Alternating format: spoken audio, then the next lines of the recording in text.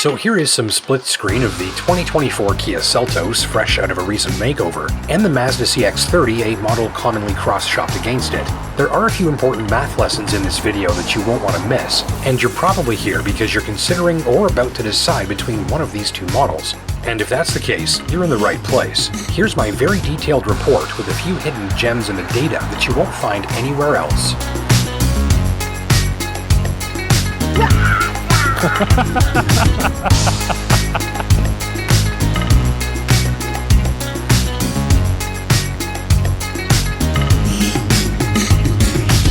The interesting thing about the size of these machines is that they're virtually identical when it comes to physical size, with all dimensions amounting to a virtual tie except for one.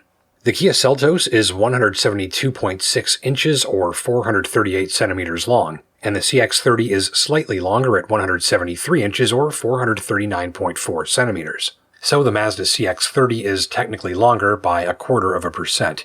The Seltos is 70.9 inches or 180.1 centimeters wide, and the CX-30 is slightly narrower at 70.7 inches or 179.6 centimeters wide. This means the Seltos is wider than the CX-30 by about 0.33%. The Kia Seltos is 63.4 inches or 161 centimeters tall. The CX-30 is slightly shorter at 62.2 inches or 158 centimeters. This means the Seltos is taller than the CX-30 by about 2%. The Seltos has a wheelbase of 103.5 inches or 262.9 centimeters if you like, and the CX-30 has a slightly longer wheelbase of 104.4 inches or 265.2 centimeters. This means the CX-30 has a longer wheelbase than the Seltos by just under 1%.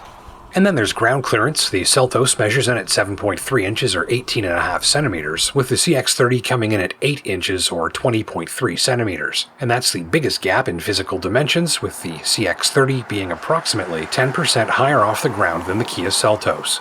So in summary, so far, other than ground clearance by a relatively minimal margin, there's no real advantage to be had between these machines on physical dimensions. They are virtually the exact same size. But does that mean they offer virtually the exact same cargo space?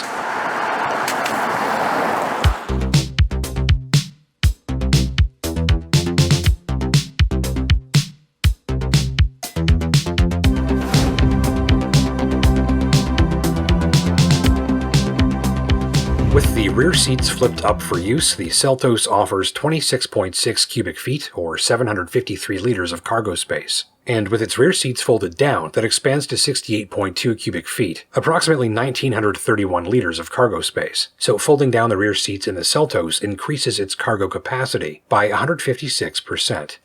With the Mazda CX-30, it's 20.2 cubic feet or 572 liters of cargo space with the rear seats in use, and 45.2 cubic feet, approximately 1,279 liters with them folded down. This means that folding the rear seats down increases cargo capacity by 124%. That's a fancy way of saying that your dollar goes further with the Seltos for more cargo space. It's got about 32% more cargo space with the seats up, and about 51% more cargo space with the seats folded down versus the CX-30. That's not bad considering they're the same physical size. If you're watching this on YouTube, be sure to hit that like button if you're just as surprised as I was. Power tailgate, of course. Standard kit here again, stacked up pretty good there. We're just about out of space here again. You do have bigger options if cargo space is important to you.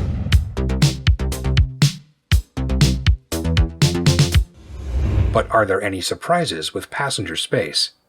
We know that despite being virtually identical in physical measurements, the Kia Seltos actually turns in a notable cargo space advantage versus the CX-30. But how roomy are these interiors, and how do these two machines stack up when it comes to passenger space? The Kia Seltos has a front headroom of 40 inches or 101.6 centimeters, where the Mazda CX-30 has 38.1 inches or approximately 96.8 centimeters. So on front headroom, it's a 1.9 inch or approximately 4.8 centimeter advantage for the Seltos, or approximately 5% more front headroom than the CX-30. On rear headroom, it's effectively a tie, though the Seltos offers approximately 1/3% more rear headroom. The pair are close on front legroom, with the Seltos offering 41.4 inches or 105.2 centimeters, and the CX-30 coming in with 41.7 inches or 105.9 centimeters. So the advantage goes to the CX-30 on front legroom with 0.3 of an inch or approximately 0.8 of a centimeter more than the Seltos. There's a much bigger gap on rear legroom. The Seltos offers 38 inches or 96.5 centimeters, while the CX-30 offers 36.3 inches or 92.2 centimeters. That's an advantage of 1.7 inches or 4.3 centimeters if you like for the Seltos, meaning that it offers up about 5% more rear legroom than the CX-30. The Mazda CX-30 squeezes out the win for front shoulder room by a fraction of a percent, while the Seltos offers approximately 2% more rear shoulder room than the CX-30. If you're getting the impression that the Seltos is the better machine for large or growing rear seat passengers, then you would be correct. So despite being the same size, the Kia Seltos manages a significant cargo advantage versus the CX-30, and on passenger space it also squeezes out some less remarkable advantages on rear legroom, front headroom, and rear shoulder room, though it's virtually tied with the CX-30 for rear headroom, front shoulder room, and front legroom. Headroom above with the cap on, sunroof in the case of this tester, about average there. I've got about 4 fingers worth. I would say a pretty average size fit for an adult of my size. That's 5'10". Easy entry there, as you just saw, no need to really duck down. So here's me at 5'10" and about 200 pounds in my comfortable seated driving position. The CX-30 is one of the more compact options in this segment. Here's what it looks like around me. So above, just 4 fingers, almost 5 fingers worth of headroom with that sunroof up ahead there. Nothing too crowded around the knees or legs. Legroom's adequate. You do have bigger options if that's an important measurement for you. Relatively good outward sight line. A little bit pushed up into the roof here for a little bit more of a coupe-like feel. But just what will these machines do to your gas bill?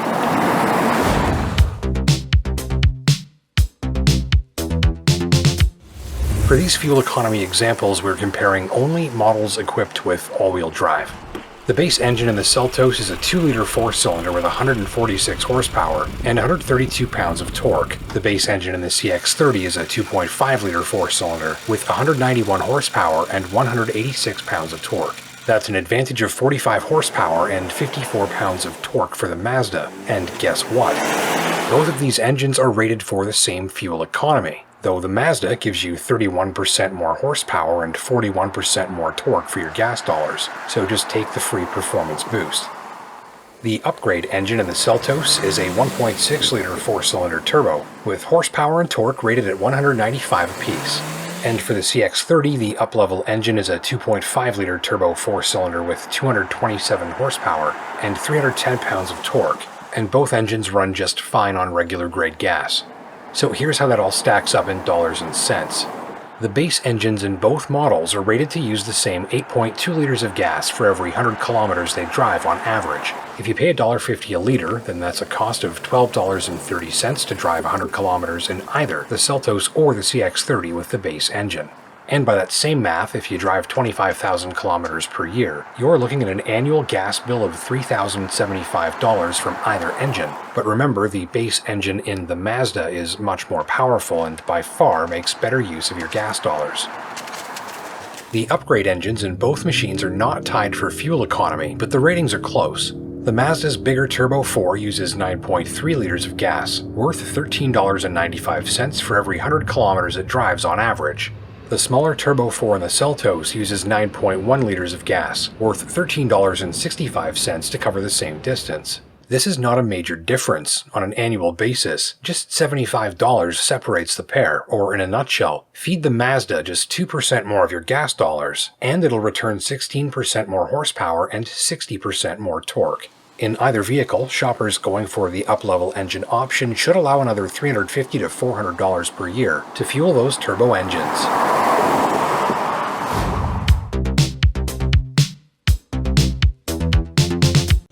So which one would I buy? And a reminder that in this part of the video, I'm putting away the specs and numbers and giving you more of a personal impression. So after a few thousand kilometers driving each, I found both machines to have many strengths and few weaknesses. The CX-30 is the more engaging drive of the two. The Seltos feels bigger, even though we know it isn't. and also more relaxed at the controls. It's hard to argue with the dual screen display in that tester, and every feature you can think of and then some is on board. I like the futuristic and flashy looking shape to the cabin, but the exterior styling didn't really connect with me. And I'd miss the Seltos maybe especially because I'm a much bigger fan of the Kia infotainment system than the Mazda infotainment system, but to me, the CX-30 wins me over with those power and economy numbers, the more upscale cabin execution of the pair, and the more responsive feel to most of its drive. I'm also a huge fan of the CX-30's headlights and driver assists in this machine and how well they work in my Northern Ontario locale, especially after dark. And for more on that, get subscribed to my channel and turn those notifications on. I'll go inside. Are we done doing this now? Okay. Well, thank you for watching. I'm Justin Pritchard. Don't forget to hit those like and subscribe buttons down below if you learned something new. And until next time, take care and drive safe.